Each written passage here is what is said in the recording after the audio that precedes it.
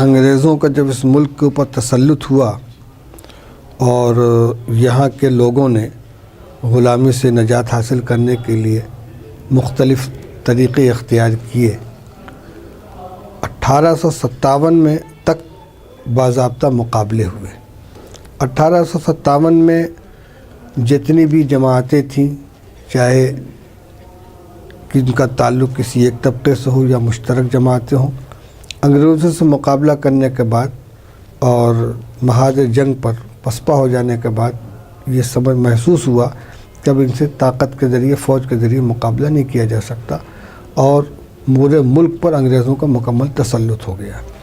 چونکہ اقتدار انہوں نے مسلمانوں سے چھینا تھا مغل سلطنت کو ختم کرنے کے بعد، تو ان کا سب سے بڑا نشانہ مسلمان قوم، مسلمان تہذیب، دین اسلام اور اسلامی علوم یہ تھے۔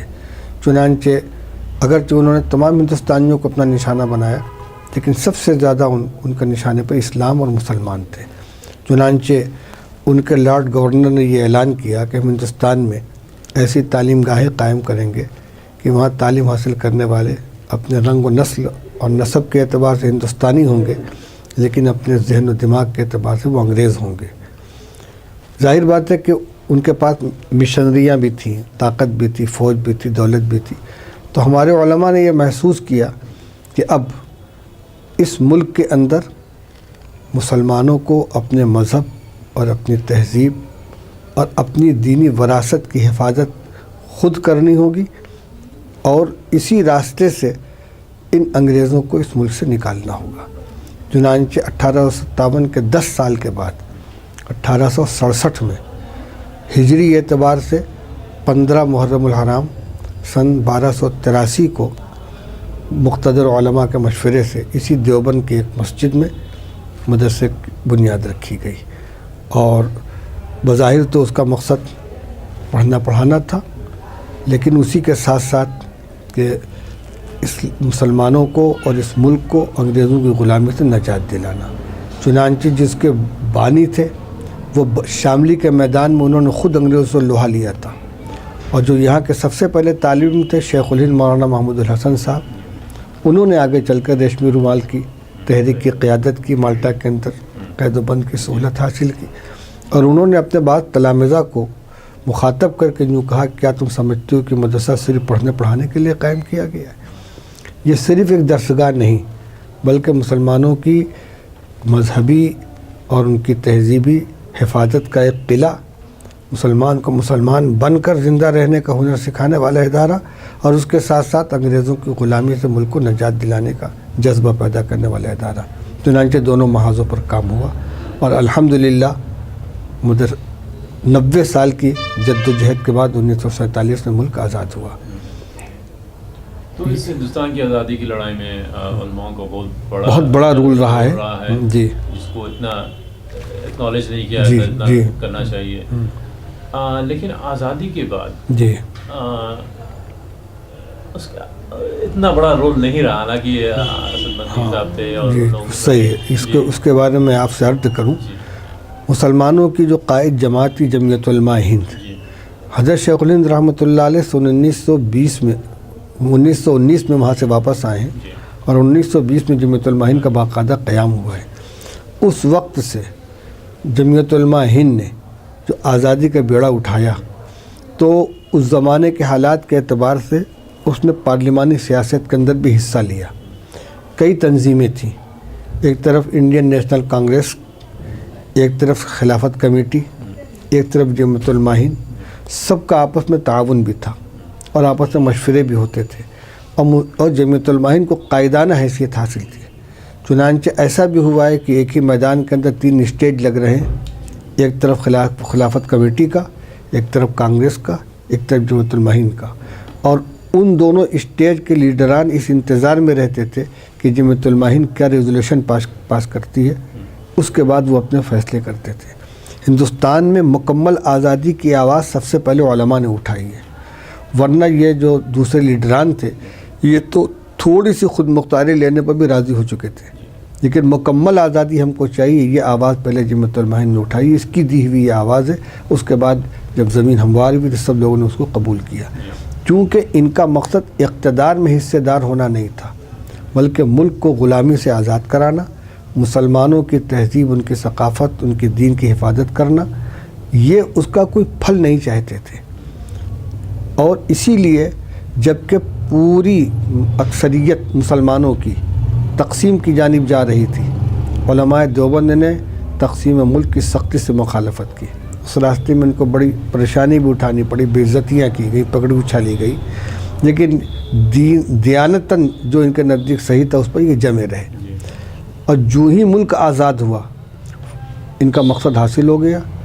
تو یہ ہمارے اکابر جو جیل جا رہے تھے, تحریکیں چلا رہے تھے, اور جنہوں نے آزادی کے لیے سر دھڑ کی بازی لگا رکھی تھی, انہوں نے فوراً اعلان کر دیا کہ اب ملک کی پارلیمانی سیاست سے ہمارا کوئی تعلق نہیں ہے. جمعیت علماء ہند نے جو واحد نمائندہ جماعت تھی نیشنلسٹ مسلمانوں کی, اس نے فوراً اعلان کر دیا کہ اب ہم الیکشن میں حصہ نہیں لیں گے.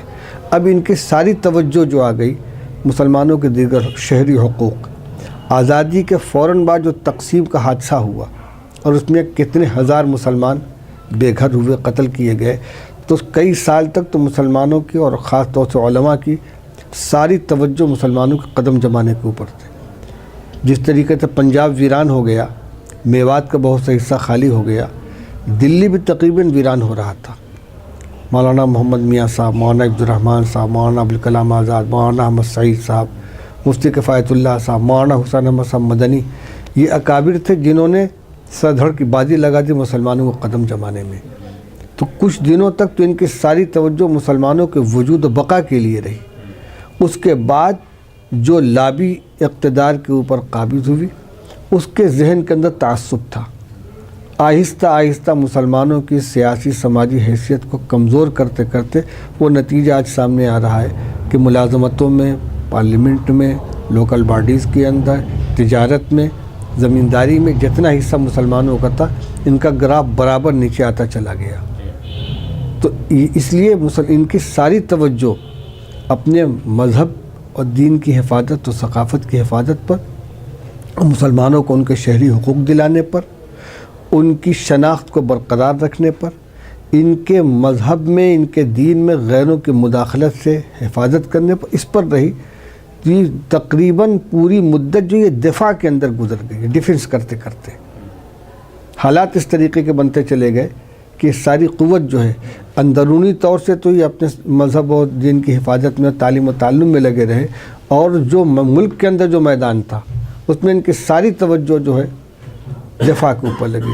فرقہ وارانہ فسادات کا جو سلسلہ شروع ہوا تو کتنے مسلمان اس کے اندر مارے گئے, بستیاں ویران کی گئیں, قید و بند کے اندر ڈالے گئے, جھوٹے مقدمات سے پھنسائے گئے. اور وہ جو ذہنیت اس وقت تھی وہ آج تک ختم نہیں ہوئی ہے. تو اب اس کے لیے کیا کرنا چاہیے ہندوستان کے مسلمانوں کے لیے اس وقت ویسے تو سب سے بڑا سہارا اللہ کا ہے ہر حال کے اندر, لیکن ملک کے اندر سب سے آخری سہارا ملک کا آئین ہے. یہ بھی علماء کرام ہی کی کوشش تھی کہ ان حالات میں جب کہ تقسیم کا تازہ تازہ واقعہ ہوا تھا اور کہنے والے موجود تھے کہ مسلمان اپنا حصہ لے کر جا چکے, اب یہ ملک ہندو اسٹیٹ ہے, اس وقت ملک کا جو قانون بنوایا وہ سیکولر قانون بنوایا. تب ہمارے لیے سب سے بڑا جو ایک مضبوط سہارا ہے وہ یہاں کا قانون ہے. قانون کی خود حفاظت کرنا, حفاظت کروانا, حکومتوں کو چاہے وہ مرکزی حکومتیں ہوں, صوبائی ہوں یا لوکل باڈیز ہوں, ان کو ان کی ذمہ داریوں کو یاد دلانا اور جو قانونی حقوق حاصل ان کا تحفظ کرنا. آپ جتنی تحریکات ہماری چل رہی ہیں آپ ان کے بارے میں غور کریں. ہمارا سب سے پہلا نشانہ یہ ہوتا ہے کہ آپ لازمی تعلیمی بل لاگو کر رہے ہیں, یہ قانون کے فلاں دفعہ کے خلاف ہے. اوقاف کے بارے میں قانون بنا رہے ہیں, یہ فلاں دفعہ کے خلاف ہے. کوئی بھی چیز جو ہم کو قانونی طور سے جو بنیادی حقوق حاصل ہوئے ہیں, فنڈامنٹل رائٹس, اس کے اوپر زد نہیں پڑنی چاہیے. دوسرا میدان یہ ہے کہ ملک کے اندر سے فرقہ واریت کے زہر کو ختم کر کے آج بھی اس ملک کے اندر بہت بڑی جماعت ہے جو سیکولر ذہن رکھتی ہے.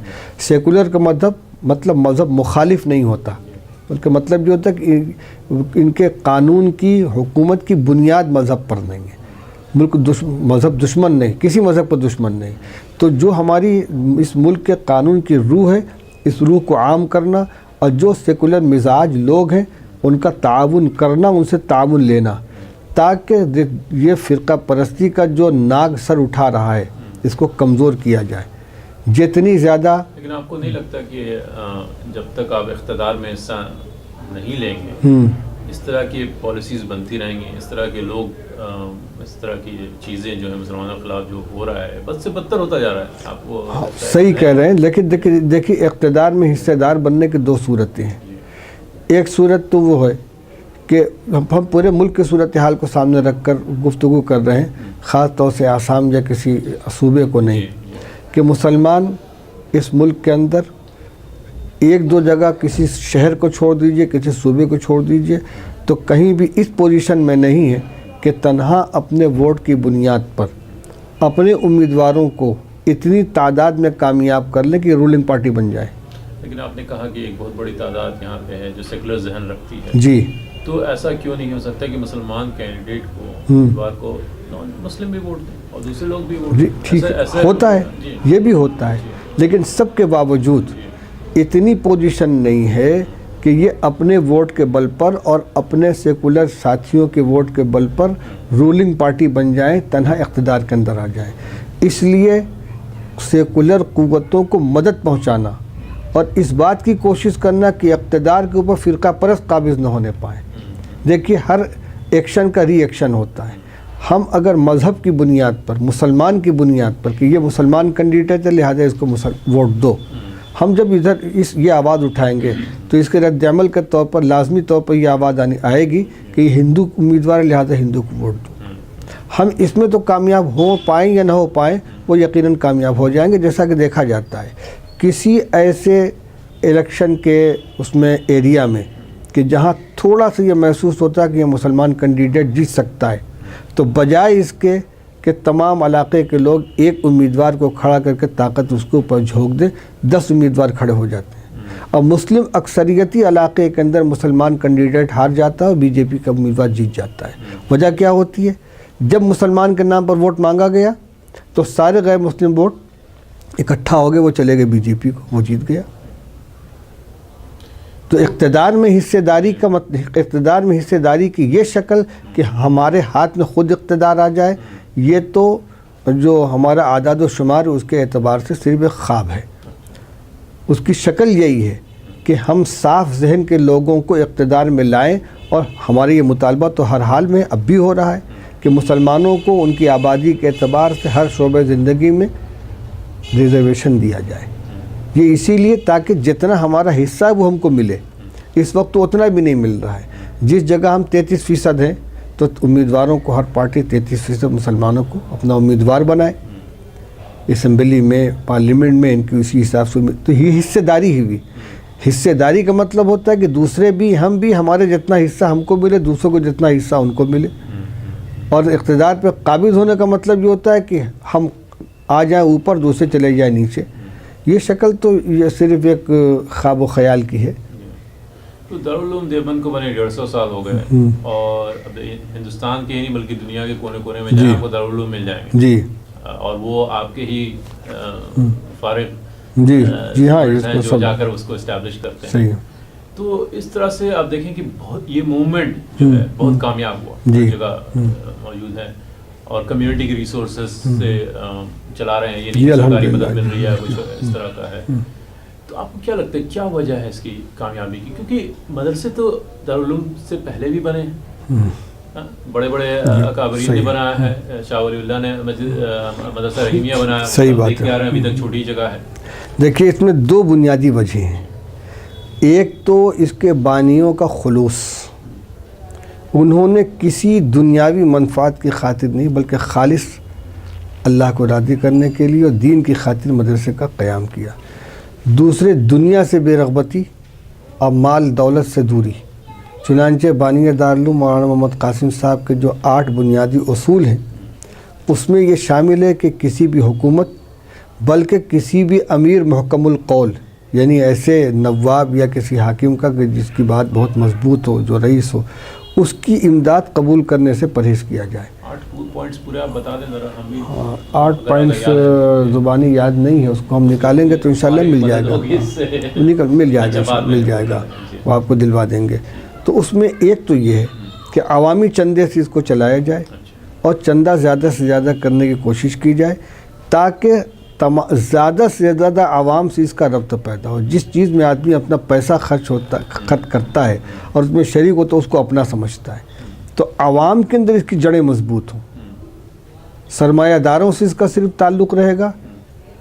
ہو سکتا ہے کہ ہمارا بجٹ پورے ملک کے اندر ایسے مسلمان وہ سرمایہ دار موجود ہیں کہ 100-200 مل کر اس کا بجٹ پورا کر سکتے ہیں، لیکن اس پر کبھی نگاہ نہیں رہتی۔ 10-10 روپیہ، 5-5 روپیہ، یہ تو آج کے زمانے میں ہے، اور 1-1 پیسہ 2-2 پیسہ لے کر اس کو چلایا گیا۔ تو ایک تو بانیوں کا خلوص، دوسرے اس کے لیے جو طریقہ کار وضع کیا گیا کہ مسلمانوں کو یہ محسوس ہو کہ یہ ہمارا ادارہ، یہ ہماری ضرورت ہے۔ اس لیے یہ جو جذبہ اس مرکزی ادارے کے اندر تھا، یہاں سے نکلنے والے جتنے علماء تھے انہوں نے اپنے اپنے مقام کے اوپر جو مدارس قائم کیے، اسی روح کو لے کر گئے۔ تو یہ اس ایک درخت کی شاخیں پھیلتی چلی گئیں تو پوری دنیا کے اندر پھیلی، اور ورنہ دنیا میں ادارے تو بہت بڑے بڑے رہے ہیں، لیکن کوئی کسی حکومت کے، کسی نواب کے زیر سایہ چلتا رہا۔ اور یہ تبدیلی جو آئی ہے، یہ میں نے سمجھا کہ شاید آپ یہ سوال کریں گے کہ آزادی کے اتنے سال ہو جانے کے باوجود جو ہے حالات میں تبدیلی کیوں نہیں ہو رہی ہے، تو میں نے بتلایا اس کو کہ ہمارا رخ اب صرف دین کی طرف ہے۔ اور آپ تاریخ کے طالب علم ہیں، اسی طریقے کا حادثہ اسپین میں ہوا تھا، مسلمانوں کی حکومت تھی وہاں پر، لیکن انگریز وہ عیسائی اس کے اوپر غالب آ گئے، اور پھر وہاں سے اسلام کا نام و نشان مٹ گیا۔ اسی طریقے سے روس کے اندر ہوا، وہاں اسلامی حکومت تھی، اسلام کا سب سے بڑا مرکز تھا، تمام بڑے بڑے محدثین مفسرین اسی علاقے کے تھے، لیکن اسلامی حکومت ختم ہوئی تو 60 سال تک وہاں کوئی اللہ کا نام لینے والا نہیں تھا۔ اگر یہ ہمارے اساتذہ دارالعلوم و بانیان دارالعلوم کی تمام تر توجہ دین کی بنیاد اور جڑ مضبوط کرنے کے بجائے سیاسی اور خارجی حالات کی درستگی کے اوپر ہوتی تو پھر وہی نقشہ یہاں بھی ہوتا۔ اس لیے انہوں نے ان حالات سے سبق حاصل کیا کہ بالکل وہی نقشہ یہاں پیدا ہو رہا ہے جو اسپین کے اندر تھا، کہ عیسائی مشنری مذہبی اعتبار سے بھی، طاقت کے اعتبار سے بھی، دولت کے اعتبار سے بھی، اقتدار کے اعتبار سے بھی غالب آ رہی ہے، اور انتہائی عیار قوم ہے۔ اس لیے ہمیں ساری توجہ اپنی دینی وراثت کی حفاظت کے اوپر کرنی چاہیے۔ اس میں الحمدللہ ہم 100% کامیاب ہیں، میں بلا خوف تردید کہہ سکتا ہوں کہ 100% کامیاب ہے، کیونکہ دوسروں کو اس بات کا اعتراف ہے، ان کے نزدیک یہ عیب ہے۔ آپ کے امریکہ میں یہ کہا جا رہا ہے کہ پوری دنیا کے اندر سب سے زیادہ جو بنیاد پرست ہیں وہ بر صغیر کے لوگ ہیں۔ آج 3 حصے ہو گئے، بنگلہ دیش، پاکستان، ہندوستان، ورنہ تو ایک ملک ہے غیر منقسم ہندوستان، اور یہ تینوں حصوں کے اوپر جو اثر ہے وہ دارالعلوم اور اکابر دارالعلوم کا اثر ہے۔ تو یہ بنیاد پرست جن کو کہتے ہیں، یہ اس سے 150 سالہ محنت کا نتیجہ ہے۔ بنیاد پرست کا مطلب کیا ہوا کہ دین کی بنیاد آج بھی ہماری مضبوط ہے، یہ اس کو اکھاڑ نہیں سکے، اور انشاءاللہ کبھی بھی اس کو اکھاڑ نہیں سکیں گے، کیونکہ اب یہ اس کی شاخیں اتنی پھیل گئی ہیں زیر زمین کہ جیسے کسی برگد کے درخت کو کوئی اوپر سے اکھاڑنا چاہے تو نہیں اکھاڑ سکتا۔ تو الحمدللہ یہ پھیل چکا ہے۔ یہ شاخیں پھیلنے کا ایک یہ بھی ہوتا ہے کہ کچھ شاخیں خود درخت بن جاتی ہیں، جی، اس پہ آپ کا اختیار نہیں ہوتا۔ جی، اب کچھ لوگ ہیں، کچھ گروپس ہیں جو کہ دیوبند سے انفلوئنس ہوئے، اور پھر اب انہوں نے زیادہ وائلنٹ کیا کہیں گے، تشدد پسند ہو گئے، یا زیادہ اس کو یا فنیٹیکل جو ہوتا ہے اس رخ میں چلے گئے۔ دیکھیے کٹر تشدد ان کے اندر آ گیا، مزاج کا تشدد آ گیا۔ حالانکہ دیوبند میں یہ چیز نہیں رہی، اعتدال پسندی تو دارالعلوم کے مزاج کا چیز ہے، لیکن 2 چیزیں ہیں۔ ایک ہے مذہب کے اعتبار سے ہم اپنی مذہبی تشخص، تعلیمات اسلام، ان میں سے تو کسی جز کو بھی چھوڑنے کے لیے تیار نہیں ہیں، اس میں تو متشدد ہیں، لیکن اس میں ہمارا کوئی حریف نہیں، کوئی مقابل نہیں ہے، کسی کے خلاف کے تشدد نہیں ہے. اور جو عدم تشدد ہے اس کا مطلب یہ کہ ہمارے اندر رواداری ہے، ملک کے تمام لوگوں کے ساتھ مل کر رہنا چاہتے ہیں، ہم چاہتے ہیں ہم ان کی عزت کرتے ہیں، ہم چاہتے ہیں وہ ہماری عزت کریں، ہم آزادی کے ساتھ اپنے مذہب پہ عمل کریں، وہ اپنے مذہب کے اوپر عمل کریں، شہری حقوق جیسے ان کو حاصل ہے ہم کو حاصل ہو. لیکن اس عدم تشدد کا یہ مطلب ہرگز نہیں ہے کہ دارالعلوم اسلامی تعلیمات یا مذہب کے بارے میں کسی اس کا ڈھلم الیقین یا کمزوری کا ذہن رکھتا ہے کہ چلو تھوڑا سا چھوڑ دیا جائے، کوئی حرج نہیں ہے. اس اعتبار سے اپنی جگہ پر انتہائی مضبوط ہے. حضرت مولانا قاری طیب رحمۃ اللہ علیہ نے دارالعلوم کی یا دیوبندیت کی جو تعریف کی ہے اس میں ایک یہ بھی شامل ہے، دین کے اندر تسلب کا مطلب یہ ہوا ہماری ساری پہچان تو ہمارا دین ہے، اس کے کسی جز کو ہم چھوڑنے کے لیے تیار نہیں ہیں، لیکن ہم کسی کے خلاف نہیں ہیں. لیکن جو لوگ انفلوئنسڈ ہیں آپ کے ہی موومنٹ سے، تو آپ کیسے، آپ نام لیجئے مثلاً کیا، مثلاً طالبان فار ایگزامپل کہتے ہیں کہ دیوبندی ان کا انفلوئنس ہے، اس کے علاوہ بھی آپ کیسے کنٹرول کریں گے؟ آپ دیکھ رہے ہیں کہ دنیا بھر میں کئی جگہ خاص کر مسلم ممالک بہت اچھا سوال کیا پسندی ہو رہی ہے، اور وہ کلیم کرتے ہیں وہ لوگ کہ ہم اسلام سے ہی انفلوئنسڈ ہیں، ہم اسلام کا ہی کام کر رہے ہیں، ہم دین کا ہی کام کر رہے ہیں. اب ہندوستان میں بھی دیکھیے ایسے حالات پیدا ہو گئے کہ ہو سکتا ہے کوئی جو ناانصافی ہو رہی ہے مسلمانوں کے خلاف اٹھا سکتا ہے، تشدد کر سکتا ہے، اسلام کا نام لے سکتا ہے. تو چونکہ آپ کی شاخیں اتنی پھیلی ہوئی ہیں، کیسے آپ اس کو دیکھیں شاخ کا دو معنی ہوتا ہے. ایک تو ہوتی برانچ.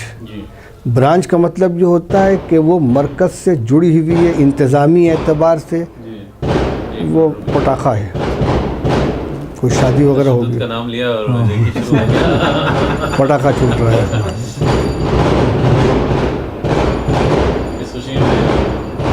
شادی ہوگی،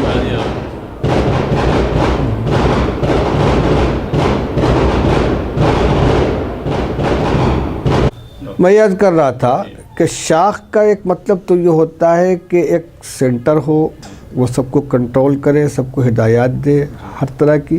یہاں شاخ کی یہ کوئی شکل نہیں، دارالعلوم کی کوئی شاخ نہیں ہے، کوئی اس کی برانچ نہیں ہے. لیکن یہاں سے پڑھ کر جو لوگ نکلتے ہیں وہ اپنی جگہ پر مدرسہ قائم کرتے ہیں، اپنا مادری علمی ہونے کے اعتبار سے، مرکز ہونے کے اعتبار سے اس کی طرح نسبت کرتے ہیں. اس اعتبار سے بہرحال دارالعلوم ان کا مرکز ہے. لیکن دارالعلوم کو مرکز ماننے کا مطلب یہ کہ جو بنیادی فکر، اس کو مسلک کہتے ہیں، ایمان کے سلسلے میں اللہ کے بارے میں کیا عقیدہ ہو، رسول کے بارے میں کیا عقیدہ ہو، قیامت کے بارے میں کیا عقیدہ ہو، جس کی بنا پر یہ مختلف مسلک بنے ہیں، دیوبندی ہے، بریلوی ہے، غیر مقلد ہے، اس کو اہل حدیث کہتے ہیں. اس اعتبار سے تو وہ دارالعلوم کی طرف بہرحال منسوب ہے. لیکن ان کا طریقہ کار، طریقہ عمل، اس میں دارالعلوم سے ان سے کوئی ٹچ نہیں ہے. طالبان جو کہتے ہیں کہ ہم دیوبندی ہیں، تو دیوبندی کا مطلب جو کہ ہم بریلوی نہیں ہیں، ہم اہل حدیث نہیں ہیں، ہم مودودی نہیں ہیں. مسلک اور مذہب کے اعتبار سے دارالعلوم ہمارا بڑا ہے. لیکن اس کا یہ مطلب نہیں ہوا کہ وہ جو کچھ بھی کارروائی کریں سب میں دارالعلوم ان کا پیشوا ہے اور دارالعلوم کی رہنمائی کرے، اس سے ہمارا کوئی تعلق نہیں ہے. لیکن آپ کا انفلوئنس ہے دنیا بھر میں، صرف صغیر میں ہی نہیں، تو آپ اپنے انفلوئنس کو کس طرح استعمال کرتے ہیں کہ اس طرح کی ٹینڈنسی، کیونکہ مسلمان کی ذمہ داری آپ کے اوپر ہے. آپ کے علم میں ہوگا جب یہ تشدد پیدا ہوا اور اس کو نام دیا گیا دہشت گردی کا، اور اس کا الزام آیا مسلمانوں پر مدارس پہ، تو نہ صرف یہ کہ دارالعلوم دیوبند نے 2008 میں ایک بہت بڑی کانفرنس کی دہشت گردی کے خلاف، جس میں تمام مسلک کے علماء کو جمع کی اسے دارالعلوم کے احاطے کے اندر، بلکہ اس کے ساتھ ساتھ فتویٰ بھی شائع کیا، اور اس فتوے کو خوب ہائی لائٹ کیا گیا، اور اس میں یہ واضح کر دیا گیا کہ طالبان کی اس تحریک کا دارالعلوم دیوبند سے کوئی تعلق نہیں ہے. اس کے باوجود وہ اگر کہتے ہیں کہ ہم دیوبندی ہیں تو مسلک کے اعتبار سے دیوبندی ہیں. مسلک دوسری چیز ہے، اور یہ کاروائیاں جو ہو رہی ہیں سیاسی یا اور جو حرکتیں ان کی ہو رہی ہیں وہ بالکل دوسری چیز ہے. اگر دارالعلوم سے اس کی رہنمائی ہوتی یا اس میں ان کو کوئی قوت پہنچتی تو دارالعلوم میں بھی تو ہونا چاہیے. دارالعلوم اگر ان کی تائید نہیں کرتا تو کم سے کم اس کو کنڈم تو نہ کرے، اس کی مخالفت تو نہ کرے، اس کے خلاف فتویٰ تو نہ دے. اب اس کے باوجود اگر وہ کہتے ہیں تو یہ ان کا اپنا کہنا ہے.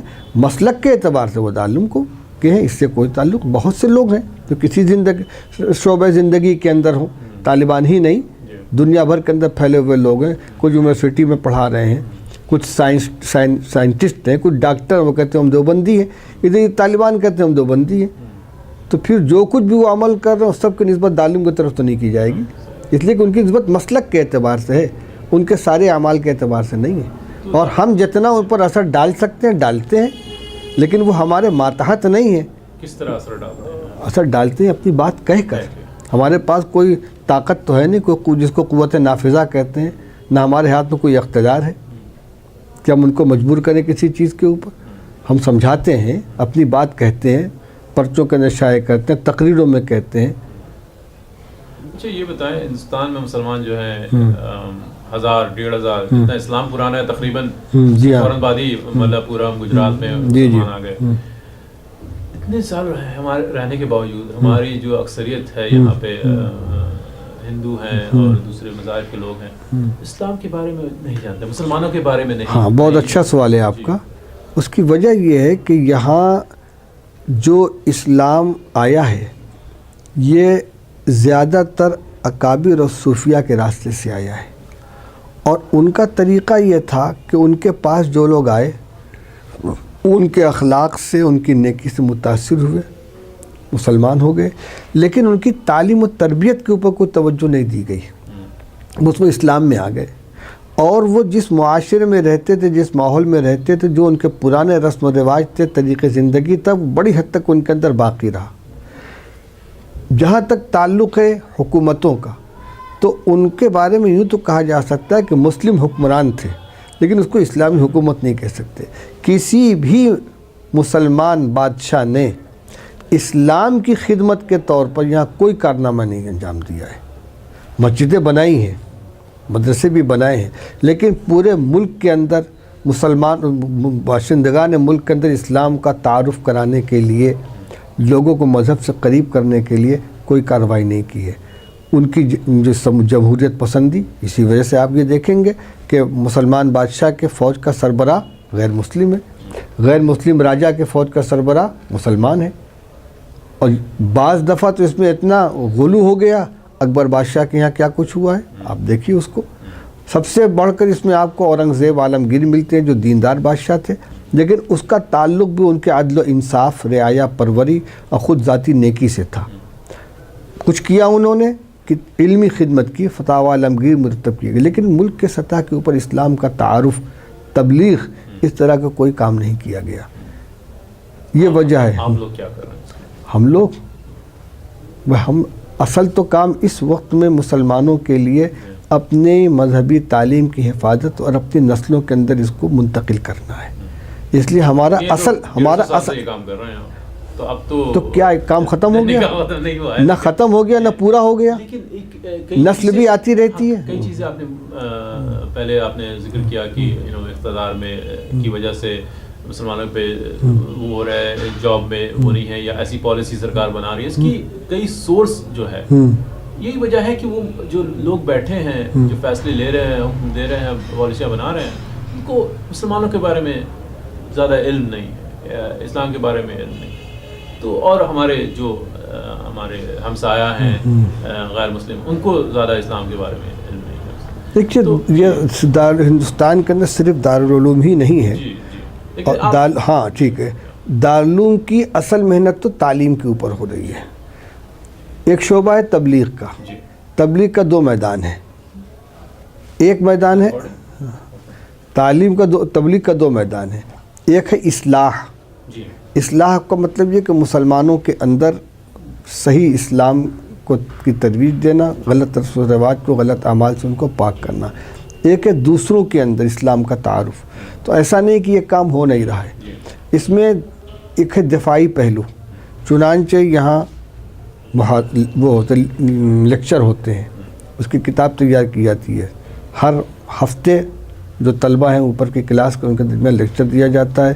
اس میں ہندوازم کا تعارف، عیسائیت کا تعارف، یہودیت کا تعارف، اور خود ہمارے مسلمانوں کے اندر سے جو اس طرح کے فرقے پیدا ہوئے ہیں، جو دیوبندیوں کو نشانہ بناتے ہیں، جیسے غیر مقلد ہیں، وہاں بغیر یہ بریلوی ہیں، شیعہ ہیں، ان کے بارے میں ان کا تعارف کرانا، اور ملک کے اندر جہاں ضرورت پڑتی ہے اپنے افراد کو بھیجنا۔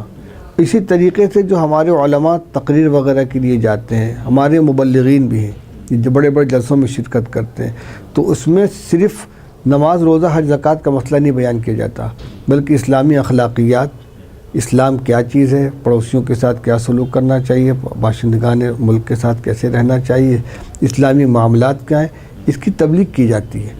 اور یہاں کے قانون کے دائرے میں رہتے ہوئے، کیونکہ یہاں ڈائریکٹ کسی دوسرے کو اپنے مذہب میں آنے کی دعوت دینا یہ قانون کے اعتبار سے قابل گرفت ہو چکا ہے۔ ہاں، کچھ ریاستوں میں، کچھ ریاستوں نہیں، یہ ملکی قانون ہے، ہاں ملکی قانون ہے۔ حتیٰ کہ کسی کو ترغیب دینا کہ تم اپنا مذہب چھوڑ کر اس مذہب کے اندر آ جاؤ، یہ بھی جرم بن چکا ہے۔ تعارف کرا سکتے ہیں اسلام یہ ہے، لیکن یہ نہیں کہہ سکتے کہ تم چھوڑ کر ہمارے مذہب کے اندر آ جاؤ۔ اگرچہ پابندی صرف مسلمانوں کے اوپر ہے، باقی دوسرے تبلیغ کرتے رہے، ان کے اوپر کوئی گرفت نہیں ہے، لیکن قانون یہی ہے۔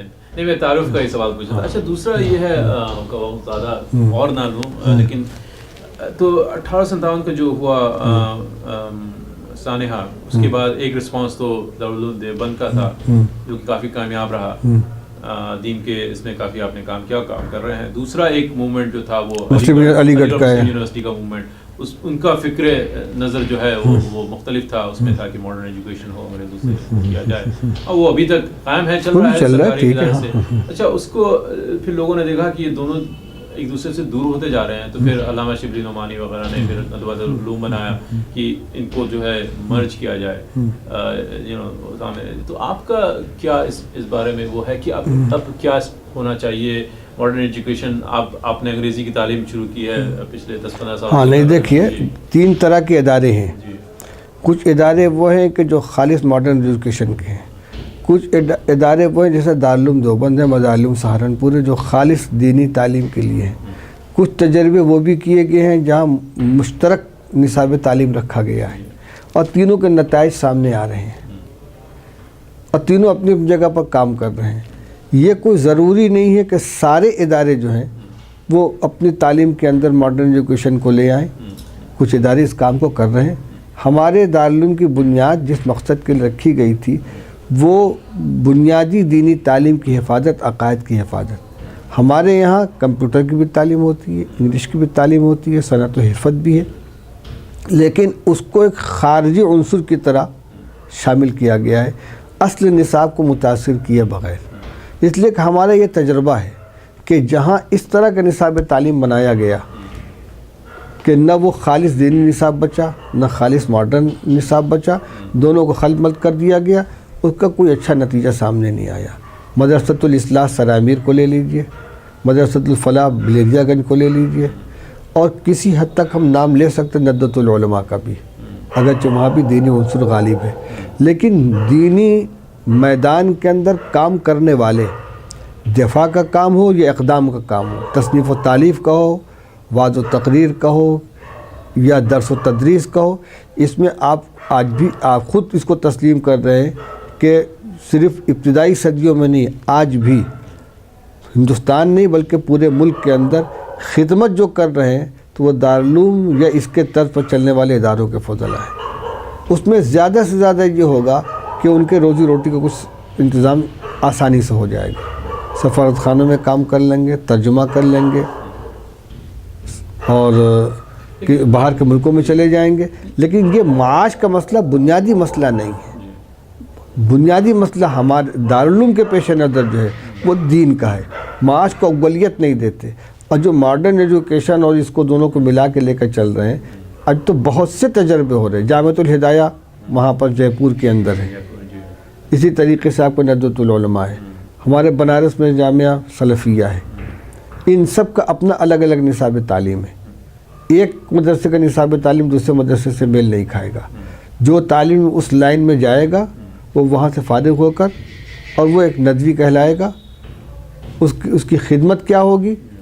لیکن آپ کو نہیں لگتا، چونکہ اب آپ نے ویب سائٹ بھی بنائی ہے دارالفتہ کی، لوگ سوال پوچھتے ہیں، اگر آپ خود دیکھیں کہ کتنی مختلف ٹاپکس پہ فتوے پوچھے جاتے ہیں، تو ان سب فتووں کو صحیح جواب دینے کے لیے ٹو انڈرسٹینڈ، کیونکہ ماڈرن لائف جو ہے کمپلیکس ہو گئی ہے، اب لوگ آپ سے سوال پوچھیں گے بھائی جینیٹکس کیا ہے، اس طرح کی چیزیں، جینیٹک انجینئرنگ الاؤڈ ہے کہ نہیں، اس کا مطلب ہے کہ آپ مفتی صاحب کو جینیٹک انجینئرنگ بھی پڑھنا ہوگا، ان کے بارے میں بھی جاننا ہوگا. تو آپ کو نہیں لگتا کہ سارے اسٹوڈنٹ نہیں دارالعلوم کے، لیکن کچھ ہوں جو کہ ان سب علوم پہ بھی مہارت حاصل کرے، خاص کر جو مفتی حضرات تیار ہو رہے ہیں؟ نہیں، یہ ٹھیک ہے آپ یہ کہہ رہے ہیں. آپ یہ بتائیے کہ جتنے قسم کے سوالات آئیں گے، ڈاکٹری کے سوالات آئیں، سائنس کے سوالات آئیں، جیومیٹری کے، الجبرا کے، تو کیا سارے علوم کو حاصل کرے گا؟ جو ان کا تخصص ہے، اختصاص ہے، جو بنیادی چیزیں ہیں، فقہ ہے، حدیث ہے، قرآن ہے، تفسیر ہے، اصول ہے، اس کو تو اس میں تو ان کو مہارت پیدا کرنی ہے. باقی جن چیزوں کے بارے میں ان سے سوال کیا جائے گا اس کے ماہرین سے معلوم کریں گے. ایک ڈاکٹر بیٹھتا ہے علاج کرنے کے لیے، اس کو جانکاری حاصل کرنی ہوتی ہے تو 10 طرح کا ٹیسٹ کراتا ہے. اس لیبارٹری میں جاؤ، اس لیبارٹری میں جاؤ، فلاں سے وہاں سے رپورٹ لے آؤ، اور رپورٹ سب سامنے آ جاتی ہے، تب وہ ایک نسخہ لکھتا ہے.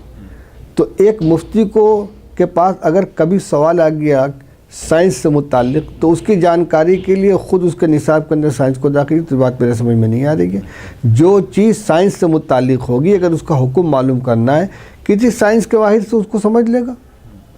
فلکیات سے متعلق کوئی چیز فلکیات کے کسی ماہر سے پوچھ لے گا. ایسا کوئی نصاب تعلیم دنیا کے اندر کامیاب ہو ہی نہیں سکتا کہ جس میں تمام علوم کے اندر آدمی ماہر ہو سکے.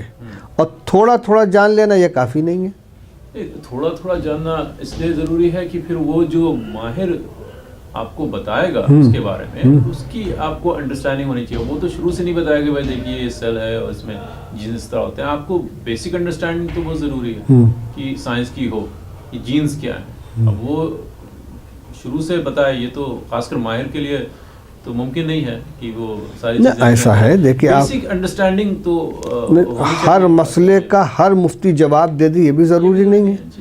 آپ دیکھیے وہ فقہ اکیڈمی قائم ہے، وہ بھی ہمارے فضلاء ہی ہیں. وہاں ہر قسم کے سوالات آتے ہیں، وہاں ہر طرح کے جانکار بلائے جاتے ہیں. اقتصادیات کا مسئلہ ہے تو اس میں اقتصادیات کے ماہرین کو بلایا جاتا ہے، ان سے سمجھنے کی جو باتیں ہیں ان سے معلوم کی جاتی ہیں. پھر حلال و حرام کا فیصلہ کرنے والے جو وہ بھی شامل ہوتے ہیں، اور سب کی معلومات کو اکٹھا کر کے اور ایک دوسرے کے معلومات سے فائدہ اٹھا کر نتیجے پہ پہنچا جاتا ہے. تو ہر مسئلے کا فوری جواب دے دیا جائے اور ہر مفتی ہر سوال کا جواب دے دے، یہ نہ ممکن ہے نہ ایسا کوئی حل نکالا جا سکتا ہے. ایسا بھی ہوتا ہے کہ دارالعلوم میں کوئی ہاں بالکل ہوتا ہے، بالکل ایسا بھی ہوتا ہے، جواب نہیں دیتے کہ اس کی ہم کو جانکاری نہیں ہے.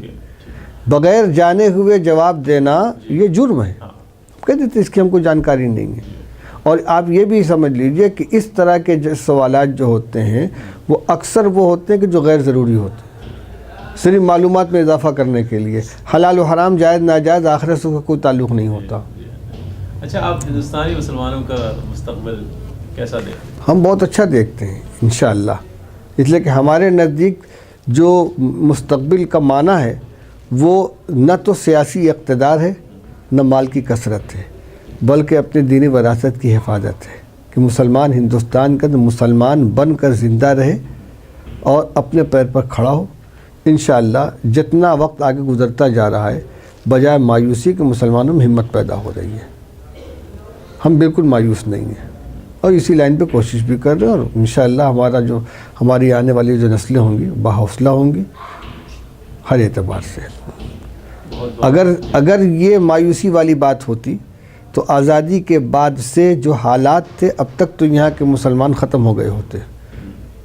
1947 سے لے کر آج تک کا جو زمانہ گزرا ہے، جس میں فسادات کا ایک تسلسل چلتا رہا، قتل و غارت گری، لوٹ پاٹ، اور ان کو پست ہمت کرنے کی تمام کوششیں، سب کے باوجود اگر مسلمان مایوسی کا شکار ہو گئے ہوتے تو آج تو ان کا وجود ختم ہو گیا ہوتا. اللہ تعالیٰ نے ان کے اندر ضبط اور ہمت عطا فرمائی ہے، اور مخالف حالات کے اندر ہمت پیدا ہوتی ہے. اللہ کی مدد شامل حال ہے انشاءاللہ. آپ بالکل مایوس نہیں ہیں. مختصر سے الفاظ میں آپ بتا سکتے ہیں شاہ ولی اللہ کیسے انہوں نے دیوبند کو انفلوئنس کیا؟ شاہ ولی اللہ دہلوی رحمۃ اللہ علیہ نے دیوبند کو انفلوئنس نہیں کیا، تو ان کو تو بہت زمانہ گزر گیا. ان کے جو تلامذہ تھے، ان کے جو شاگرد تھے، انہوں نے جو فکر ان سے لیا اس بنیاد پر دارالعلوم کو قائم کیا. فکر ولی اللہ کے اوپر دارالعلوم کی بنیاد ہے، جس کے اندر دین کے میں وسعت بھی ہے اور اعتدال بھی ہے. نہ تو اس کے اندر تنگی ہے اور نہ یہ ہے کہ اتنی وسعت ہے کہ تمام حدود و قیود کو پار کر کے آدمی بالکل آزاد ہو جائے. اور سرچشمہ شاہ صاحب کے نزدیک بھی وہی قرآن و حدیث، اللہ کا کلام، اللہ کے رسول صلی اللہ علیہ وسلم کے ارشادات، یہ دو بنیادیں ان کی بھی تھی، وہی ہماری بھی ہیں. عقیدے کی صحت، دین کے اوپر تسلط اور حالات کے اوپر نگاہ. شاہ صاحب نے جو اس زمانے کے اندر جب کہ انگریزوں کے اقتدار کا آغاز تھا، پھر ان کے صاحبزادے شاہ عبدالعزیز صاحب نے جو ہندوستان کے دارالحرب ہونے کا فتویٰ دیا، انہی کے تو یہ جانشین لوگ ہیں، ان کے شاگردوں کے شاگرد ہیں. تو جو ان کا طرز فکر تھا، حالات بدلنے کی وجہ سے تعبیرات تو بدل گئی ہیں، لیکن بنیادی فکر وہی شاہ صاحب کا ہے. تو اب یہ نہیں کہنا چاہیے کہ شاہ صاحب نے دارالعلوم کی بنیاد رکھی، بلکہ دارالعلوم کے فکر کو لے کر ان کے تلامذہ اور ان کے پروردہ لوگوں نے اس کو اساس بنایا اور اس کے بعد اسی کو دارالعلوم کی بنیاد رکھی ہے.